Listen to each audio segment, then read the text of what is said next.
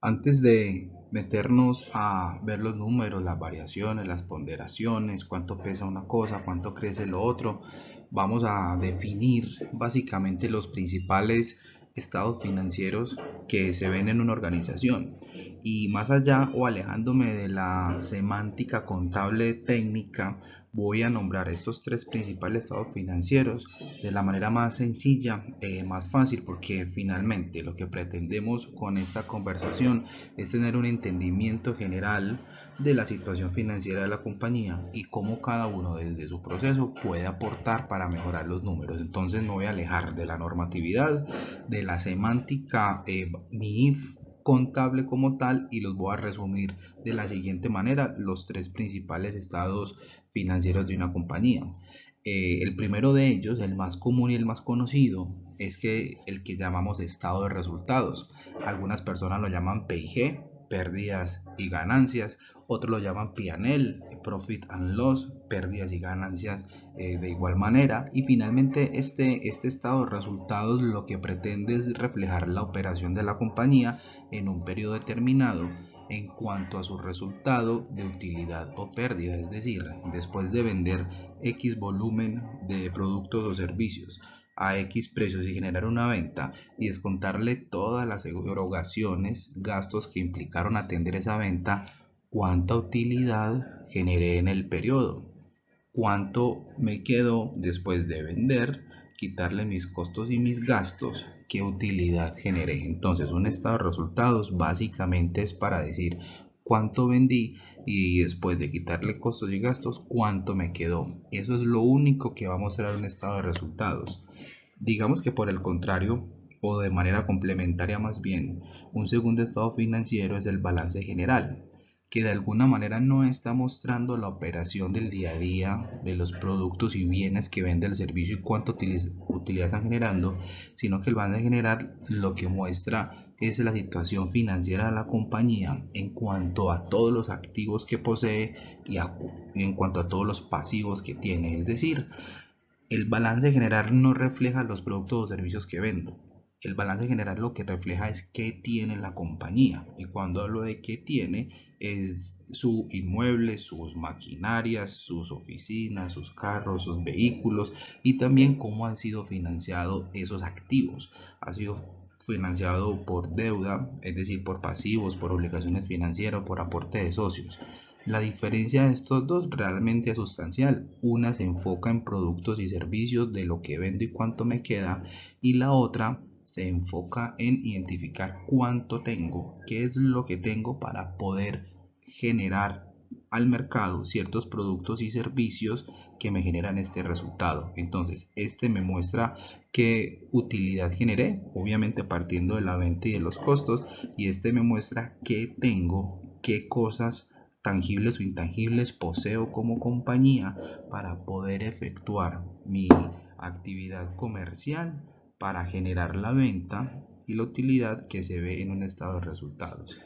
Hay un tercer principal estado financiero, que es el flujo de caja, que yo diría que de cara a la administración, de cara a la sostenibilidad, llegar a ser el más importante, porque de alguna manera intenta reunir o poner a conversar estos dos, porque si bien este genera ventas, costos y gastos y genera utilidades o pérdidas en algunos casos, el balance general me muestra qué es lo que tengo, cuáles son mis activos, mis pasivos para poder desarrollar este. El flujo de caja logra de alguna manera relacionar todas las entradas y salidas de los recursos en efectivo de la compañía durante un periodo de tiempo y me muestra cuánto me quedó en caja. Eso es importante porque no toda la utilidad que se genera acá se traduce en caja por varias razones, pero la más fácil de entender de todas es que todo lo que uno vende de productos y servicios, no el 100% de esa venta, obviamente depende del tipo de producto, servicio, sector, no el 100% de la venta es una venta de contado, es decir, que queda una cuenta por cobrar, queda una cartera o queda un crédito pues a favor de nosotros, el cual vamos a tener que recuperar a futuro. Entonces el 100% de esta venta eh, no se recauda inmediatamente, hay una fracción que es a crédito, y esa fracción que es a crédito es algo mío que ya se representa en un balance es algo que tengo yo por cobrar y por tanto el flujo de caja del mes no necesariamente absorbe el 100% de lo que yo vendo acá. Como lo dije, vuelvo y repito, porque el 100% de todo lo que vendo no necesariamente me entró a la caja. Quedo con un saldo a favor por cobrarle a alguien y con la incertidumbre o el riesgo crediticio de que de pronto me paguen o no. Entonces, el flujo de caja finalmente intenta revelar, después de vender X cantidades de productos o servicios y generar unas utilidades, de demandar también inventarios, carteras, obligaciones financieras y cuentas por bancos, cuánto efectivamente entre entradas y salidas de dinero me quedó en la compañía. Pues dado que lo que hemos visto en las láminas anteriores, el flujo de caja es quien da sostenibilidad a la compañía. Esta información a hoy, hasta este minuto, resulta algo teórica y importante a la vez. Antes de empezar a ver números, antes de empezar a ver variaciones, ponderaciones y demás, lo importante es que hoy distingamos que un estado de resultados me muestra ventas, costos y gastos, un balance general me muestra qué tengo en cuanto a activos y en cuanto a pasivos o deudas, y un flujo de caja me relaciona independientemente si consumió acá o consumió acá, qué me entró a la compañía de dinero en efectivo y qué me sacó la compañía de dinero en efectivo. Y este es el que debe tener la mayor vigilancia para que el flujo de caja como prioridad de la compañía siempre sea positivo. Recordemos entonces que tenemos tres principales estados financieros, que es el estado de resultados, el balance general y el flujo de caja. Arrancando con el estado de resultados a nivel de estructura, es decir, uno que ve en un estado de resultados. Ahora conversábamos que lo que uno ve es cuánto gané, cuánto perdí, cuánto vendí. Acá vamos a ver una estructura en general de cómo sería. Una estructura básica de un estado de resultados sería una línea de ventas. Si yo ofrezco productos o servicios, los vendo en un mercado, eso me genera un retorno. Esa venta es en plata, se mide en dinero, es finalmente me representa en plata cuánto vendí ese mes, ese Q, ese bimestre, ese año. El costo de ventas es cuánto me valió atender los bienes, productos o servicios que fueron vendidos en esta línea. Hay una diferencia muy grande entre costos y gastos. Más adelante hay un capítulo especial de eso, pero para que tengamos en mente, costo llamamos a todo aquello que implicó una salida de dinero, una erogación en materias primas, en mano de obra, en insumos, suministros o diferentes costos indirectos que hacen parte o tienen una relación directa con el producto. Es decir, que el cliente cuando paga un precio de venta por ese producto, normalmente dentro de eso que está pagando, él ve ese bien, ese suministro o palpa esa mano de obra que está inmersa ahí. Para poner un ejemplo, si vamos a un restaurante y compramos una hamburguesa, el precio de venta que pagamos por él, a manera de ejemplo, digamos que son $10 y el costo para quien produce esa hamburguesa es de $5. Dentro de $5 está el pan, la carne, la ensalada, el plato y está todo aquello que el cliente cuando pagó esos $10 percibió dentro del producto. Pero dentro de esos $5 del costo, para el ejemplo que estamos poniendo, probablemente no está el salario del manager o del administrador de la tienda, pues toda vez que en la hamburguesa, en el plato, en el pan, en la carne, en la servilleta, en la gaseosa, no se ve este administrador. Entonces básicamente la diferencia es esa. Al restar la venta menos el costo, hay una primera línea de utilidad que se llama la utilidad bruta, es decir, bruta en el sentido de que es una primera utilidad que no incluye el 100% de los costos y gastos, incluye una fracción de utilidad que después va a ser restada o descontada de otro tipo de gastos, que puede ser, para el ejemplo que estamos tomando sencillo, los servicios públicos, la renta o el arrendamiento del local, el servicio de aseo, papelería y demás. Y llegamos a una utilidad en la operación, es decir, vendo algo, le resto los costos de ese algo que vendí, llega a una utilidad bruta, le quito otros gastos administrativos o de ventas de la operación y llego a una línea muy importante que se llama la utilidad de la operación. Esta utilidad de alguna manera me muestra operacionalmente todo lo que estoy vendiendo y al quitarle costos y gastos, si estoy quedando en positivo o no, si estoy quedando en déficit o estoy quedando en superávit positivamente. Le resto otros gastos financieros. Es probable que por la estructura financiera de la compañía tenga deuda y esa deuda implica pagar algunos intereses a los bancos o a los socios. Entonces, esa utilidad de operación le resto los gastos financieros y llegamos a lo que se llama utilidad antes de impuestos. Esa utilidad antes de impuestos pues también se supone que debería ser positiva en el mejor de los casos. Esa utilidad antes de impuestos le calculo posteriormente unos impuestos que depende del país, la tasa impositiva. Básicamente digamos que en Colombia este año puede llegar a ser el 32%, en México está entre el 30 o el 31%, eso depende de cada país, pero finalmente la estructura de un estado de resultados es muy similar a esta utilidad antes de impuesto. Le quito el impuesto y llego a una utilidad neta. De la utilidad neta es realmente importante de cara a los socios, pues es de acá de donde se toman las decisiones de repartir dividendos.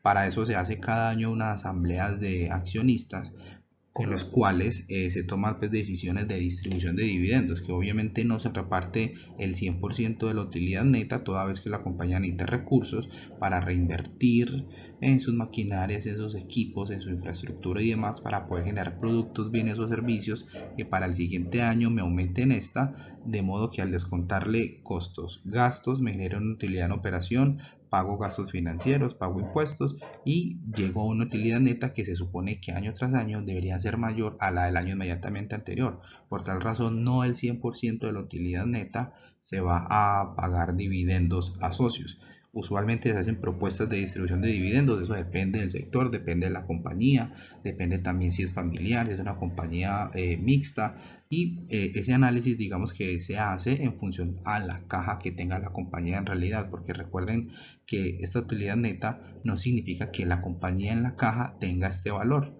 y no tiene en el banco este valor porque no el 100% de esta venta se hizo de contado y también porque probablemente la compañía tiene obligaciones por pagar a sus proveedores de materia prima si está acá, tiene cuentas por pagarle a sus proveedores de gastos, servicios de arrendamientos públicos y demás. Entonces no el 100% de esa utilidad neta es caja que esté en el banco. Se pagan dividendos. Acá importante es mirar que al final el socio o el accionista es el último que recibe la plata. Vendo, le pago a mis proveedores, entonces le pago proveedores a nivel de costo o a nivel de gasto, le pago a los bancos los intereses financieros, le pago al Estado los impuestos y de lo que me queda pues sacamos una fracción para pagar a los socios. Por tanto, gran parte de la obligación en la función financiera es vigilar que esto sea tan bueno, de modo que al final el último que recibe dinero son los socios después de pagarle al Estado, a los bancos y a los proveedores. Entonces este número tendría que ser demasiado bueno y garantizar la operación para que al final, después de pagarle a todos estos compromisos, tengamos utilidades para pagar a socios. Ahora sí, después de ver estructuralmente qué es un estado de resultados, vamos a ver, en este ejemplo pueden parecer muchos números, pero voy a hacer una primera lectura inicial, rápida y sencilla, de modo que para ustedes que pueden o no ser directamente el proceso financiero, tengan una concepción general de qué es lo que ve uno ahí, ahora sí en materia de números. Esto es un ejemplo que está montado en moneda dólares, es un caso de la vida real, por obvias razones no coloco el nombre de la compañía ni mucho menos porque esto es una actividad académica y no importa algo pues como tan específico. Entonces un estado de resultados para leer primero esta información veamos que hay un tema que se llama ingresos operacionales o ventas, hay el costo de la mercancía o el costo de ventas, el cual en su interior está compuesto de costo de ventas de los productos. Este ejemplo tiene depreciaciones y amortizaciones. Ya les voy a contar qué es eso básicamente y llegamos a una utilidad bruta, es decir, si vendemos X dinero al quitarle el costo, ¿qué utilidad nos genera? hay unos gastos operacionales en cuanto a administración y en cuanto a ventas, lo cual a la utilidad bruta, al restarle este número y este número, llegamos a una utilidad operacional, que es la que dicta si la gestión operacional como tal y la función para la cual ha sido creada la empresa está siendo positiva o no, que en este caso pues todos los números año tras año son positivos. Pueden haber o no algunos ingresos no operacionales y gastos no operacionales. Ingresos no operacionales son aquellos que la empresa obtiene producto de vender algunos servicios o cobrar algunos dineros que no hacen parte del core del negocio como tal. Si esta fuera una compañía de hamburguesas, por cualquier motivo, pues la venta de las hamburguesas y de la comida se registra con dice ingresos operacionales, hacen parte de la operación. Pero si la compañía tuvo por algún motivo un siniestro, alguna fuga de gas, algún incendio, y ante su compañía aseguradora recibió un ingreso producto del siniestro de un bien asegurado, pues la compañía, como está fundamentada en vender hamburguesas y no en cobrar siniestros, y hubo por algún motivo un cobro de siniestros, si ese fuera el ejemplo, pues ese dinero se registra acá. Gastos no operacionales son básicamente lo que contaba en la lámina anterior acerca de ingresos o gastos más bien financieros, de intereses y demás, o diferencia en cambio, y llegamos a una utilidad antes de impuestos, que es la utilidad operacional, sumándole estos ingresos, restándole estos otros gastos. Sobre esta utilidad antes de impuestos se aplica un impuesto de renta, una tarifa de impuesto de renta, y queda una ganancia o pérdida o una utilidad neta, la cual es para fijar un porcentaje de distribución de dividendos a socio. Entonces miren que acá pasa lo mismo, generamos un ingreso, le quito unos costos, es decir, que le pago a mis proveedores de costo o de gastos o empleados y demás, genero una utilidad operacional, le pago a los bancos, le pago al Estado o al recaudador de impuestos, me queda una utilidad de la cual de esta hay un porcentaje que va distribuido para socios. Esto es básicamente el estado de resultados, lo que veíamos ahora. ¿Cómo leer un estado de resultados? Uno puede leerlo de manera vertical, de arriba hacia abajo, o de manera horizontal. En la siguiente lámina vamos a ver números más específicos. Acá básicamente uno de manera horizontal podría ver que esta información va del año 2016 al 2020, es decir que van 5 años. En 2016 vendía $144,000 y progresivamente ha logrado aumentos año tras año hasta el 2019. Este último año 2020 es 149,000 prácticamente, que es casi que $10,000 menor a este. Entonces uno podría ver en materia de ingresos, ver que hay un ascenso progresivo año tras año, salvo el último año, el cual hubo disminución de ingresos.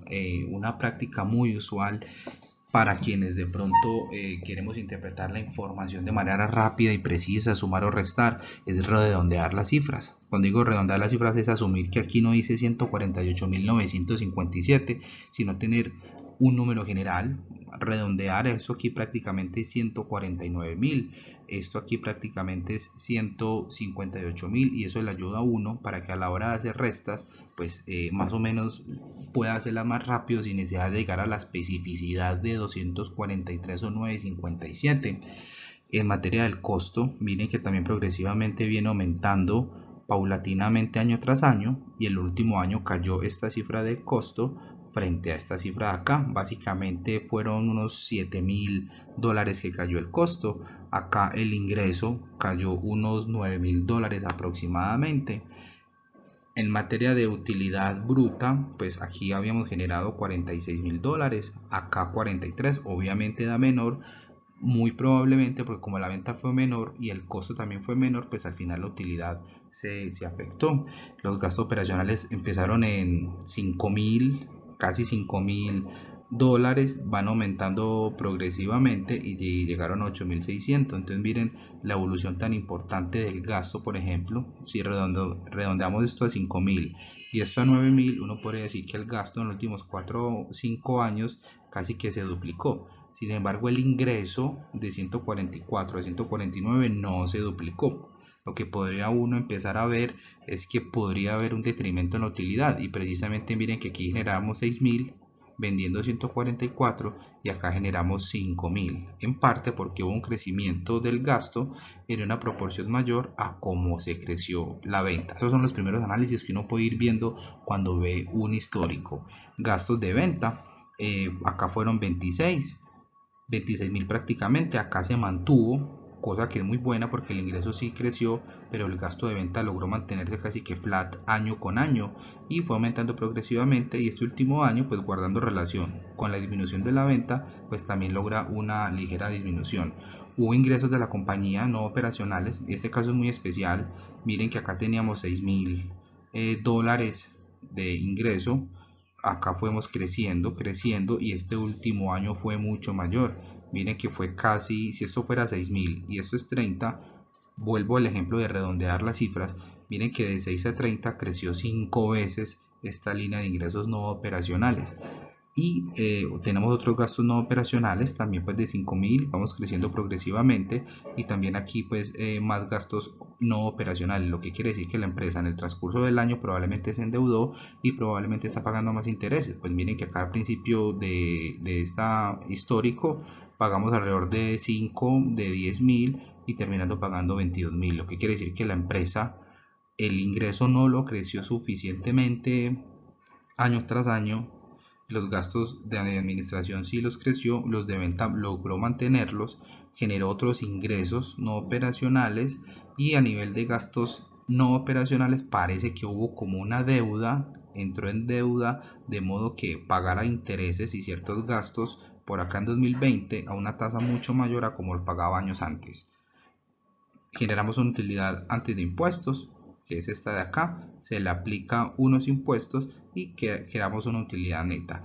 Este ejemplo tiene algo muy particular, y es que casi que la utilidad de la compañía en los últimos años la está dando el ingreso no operacional, porque miren que el ingreso no operacional está por acá de alrededor de 19.000 dólares, por acá de 30.000, lo cual ha hecho que esta utilidad antes de impuesto pues sea muy grande en función a como estaba en años pasados. Es decir, por acá la utilidad antes de impuesto era casi 1.000 y aquí es casi 2.000, se duplicó, y la utilidad operacional no se duplicó. Por acá era 6, por acá es 5. Miren que la utilidad operacional antes viene en detrimento, sin embargo la utilidad antes de impuestos casi que se duplicó, lo que quiere decir que lo que hay en la mitad de esta utilidad operacional y de esta utilidad antes de impuesto, es decir, estas dos cifras fueron las que apalancaron la utilidad antes de impuesto. Es decir, que cuando la compañía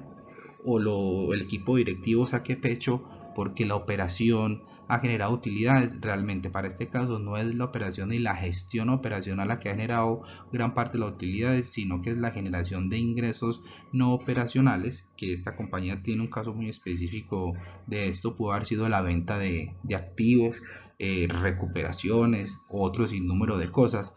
Ha sido prácticamente los ingresos no operacionales que han logrado multiplicar por dos la utilidad antes de impuesto del año 2016 al 2020, cosa que no se logró a título operacional, que pasó de 6 a 5.